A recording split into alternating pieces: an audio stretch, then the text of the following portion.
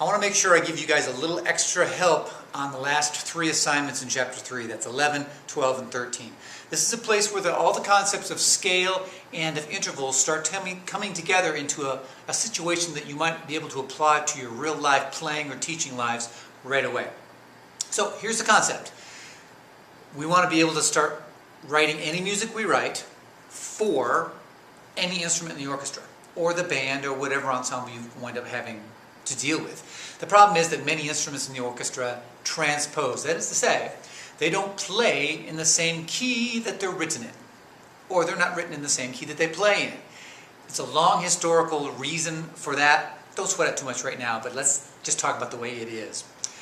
Often the names of the instruments will tell you how they transpose. Trumpet in B flat tells you that when Mr. Trumpet sees a C on his chart, what comes out of his horn is actually a B flat. He's a B flat trumpet.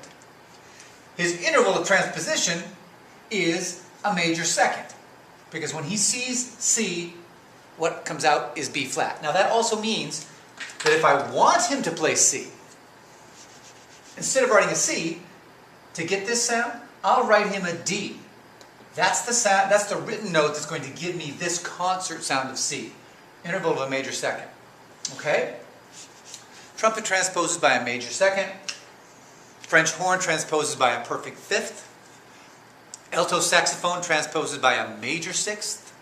Tenor saxophone transposes by an octave plus a major second. There's a number of different instruments that transpose at different intervals. You'll find all this stuff in Appendix F in the back of your book.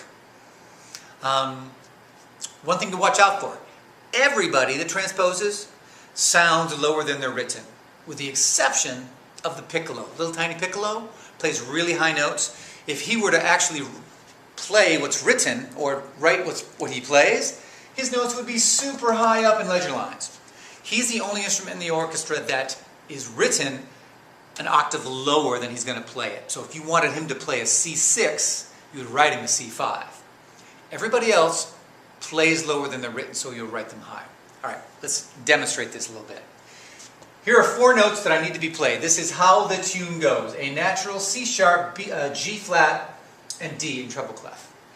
Again, if I was writing this for my student who's playing B flat trumpet, because it's an easy transposition to begin with, I'm going to put his part down here. The interval of transposition is a major second. So I'm going to write 4 notes that are a major second above the original 4 notes. A major second above A is B. A major second above C sharp is D sharp. A major second above G flat is A flat. A major second above D is E. Those would be the right notes for my trumpet player. This would enable his sound to be that sound in concert key. Okay, let's change instruments for a second. Let's say the instrument now is French horn, or horn in F. It transposes by a perfect fifth. So this is horn in F. He's up a perfect fifth. Up a perfect fifth from A is E. See why you needed all these drills to make sure you could do your intervals quickly? Here it is. There's a whole orchestra sitting there waiting for you to get your act together and your arrangement done so they can play this tune in 15 minutes. Okay. Right. Perfect fifth above A was E. A perfect fifth above C sharp would make that G sharp. A perfect fifth above G flat would make this guy D flat. And a perfect fifth above D would give me A up here. And I just wrote out the French horn part. Easy, huh? That's really all there is to the transposing idea without doing keys. But watch this. What if I had a situation where I had a simple little melody that happened to be in the key of D, and this tune goes twee, twee, twee, twee, twee, twee. Those 4 notes. Let's make that one even more interesting. Twee. Let's sharp the last note. Okay. Now it's in the key of D, and let's say I want to write this part for my trumpet player again. Up a major second. So I could start off by going up a major second from D, gives me E, up a major second from C sharp now, which makes it D sharp. Okay, okay. Up a major second from A is going to give me B, I get that. And up a major second from E sharp now, oh my gosh, from E sharp, that would make it F sharp? No, higher than that, F double sharp, because it's a whole major second. F double sharp. Remember that E sharp is the same sound as F, so up a whole step from F would be F double sharp. Okay? Gosh, kind of complicated. It looks different. There's a sharp in this one, there wasn't a sharp there. Oh, that's really different. Here's the trick. If I had also transposed my key signature by the same interval, would have fixed a lot of these problems. A major step above my original key signature, which was D, would make it the key of E, right? So if I put my horn player in E, now that D sharp takes care of itself. Oh.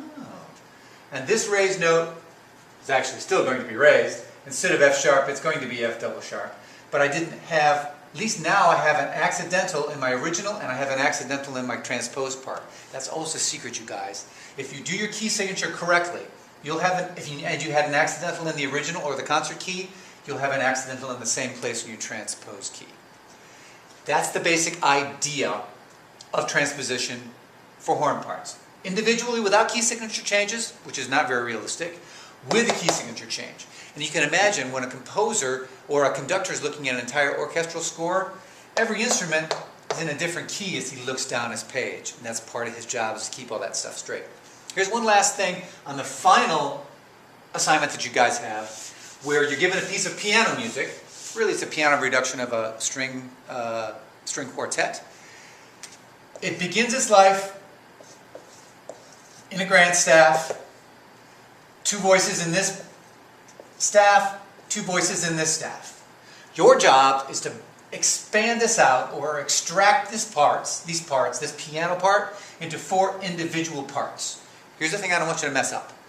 This piano score is going to turn into 4 separate staves of music, perhaps with soprano saxophone, alto saxophone, maybe tenor saxophone, and perhaps string bass, and that might be your ensemble. But it's going to bust out or expand into 4 separate staves out of the original. Biggest thing I want to just caution you guys on, okay? So, make sure you play this back in finale. Once you've done the work on these things, on the last one especially, play it back. Listen to the cool arrangement you've done. This is actually your very first arranging project. So, enjoy this. This should sound pretty good.